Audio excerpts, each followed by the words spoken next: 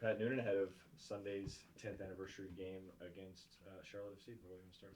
Yeah, I guess just to kind of put a bow on League's Cup. I Mm-hmm. know you guys are fully focused on the league now, Yeah. but that's a second trophy off the table. You guys still have one trophy and potentially a shield to go after. Is Mm-hmm. there some disappointment in just having one of those off the table, or how do you feel just looking at?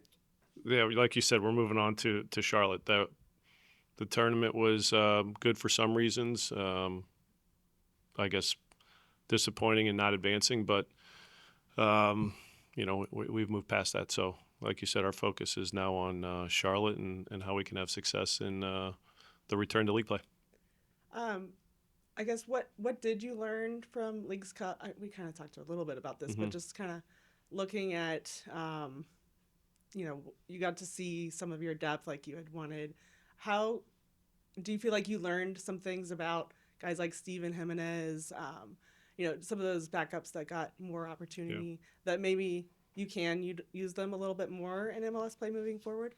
Yeah, I think I covered this the other day when we spoke. Those guys, from an individual standpoint, Steven, Kenji, Ender, there were a lot of guys, Evan, that got minutes and did well with their minutes. So the games, the games inform in the moment who you're able to trust and who's trending in the right direction. And those guys certainly did a good job for themselves.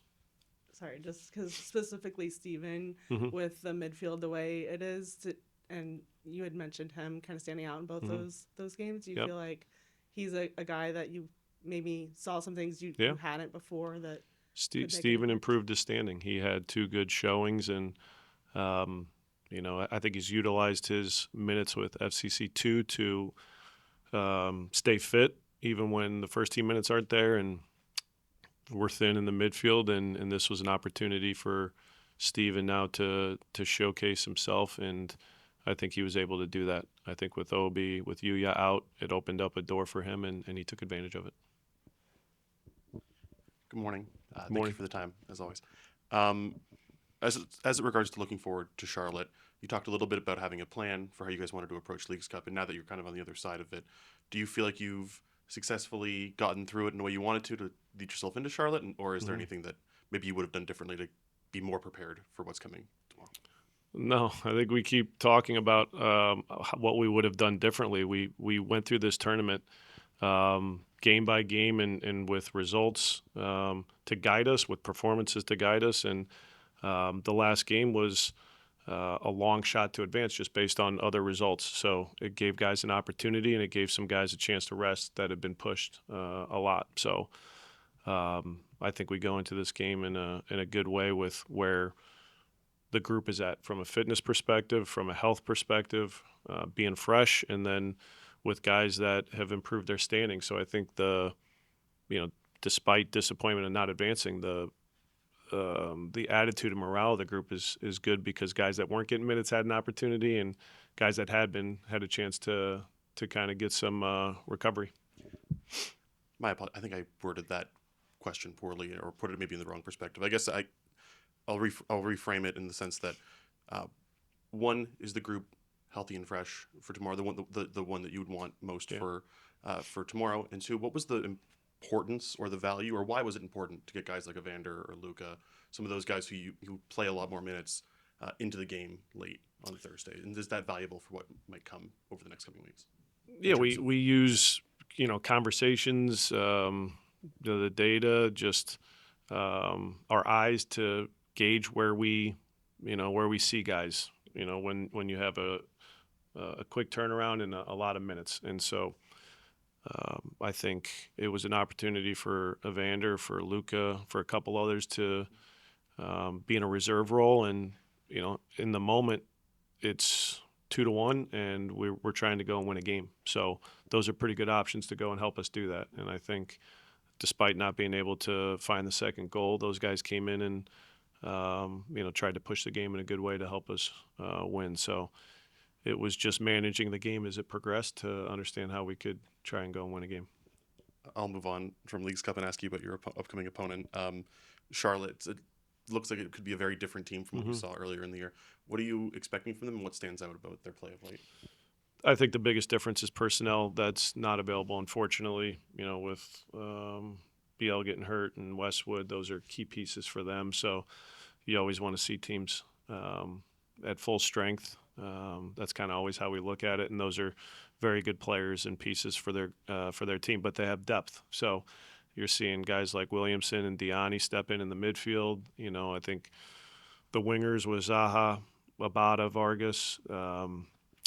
They got speed. They got 1v1 attackers. Takli Amadi's done an excellent job in his minutes, and obviously after they transferred Hajiman. So the depth's there for them to still be a strong team. And what we expect as far as the game, I think there's you can see there's consistency in how they play with and without the ball. So in that case, it's a matter of going out and being able to understand what we're going to see and find ways to succeed within it.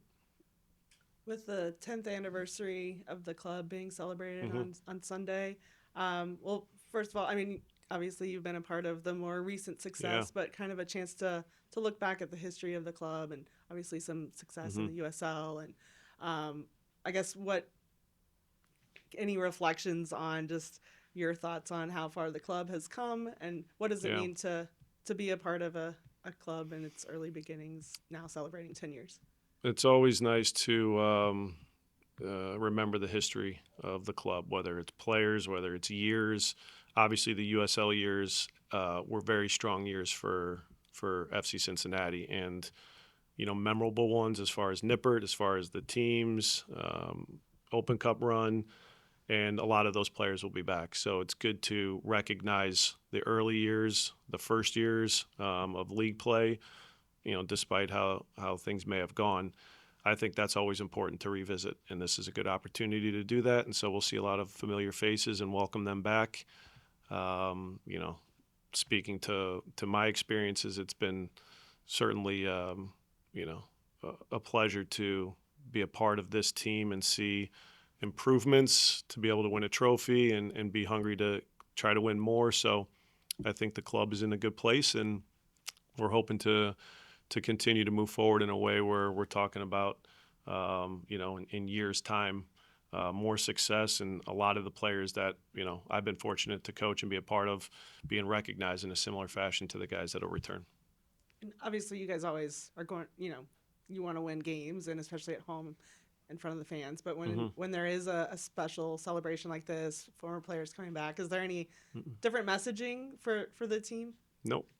We have to go and do our job and perform. And so anytime there's maybe attention being put forth to, certain, moments, in this case, the 10th year, guys are aware of it, but we have a job to do. And I try to keep it very simple as far as the messaging of game to game, week to week, and what our challenges are. So I hope it's a memorable experience and a fun experience for the fans and everybody involved. But for us as coaches and players, we have a job to do, and that's to go and,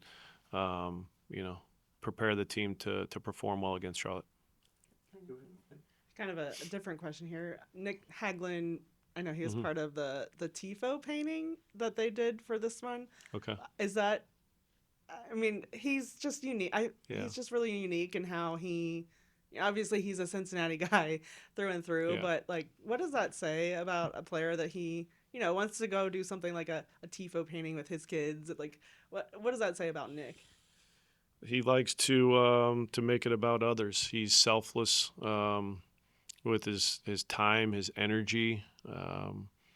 He's a very thoughtful person, and also unique in the sense that he knows how to connect with the fan base and the community in ways that many, won't be able to or can't. And so his, this being his hometown and what it means to him is why I think you see him dedicating his time in ways like that. So special person, player, character, but I think he brings a lot of joy to the fans of this team and, people that support us within the community. So it's moments like that help remind us of the significance of, him within our team.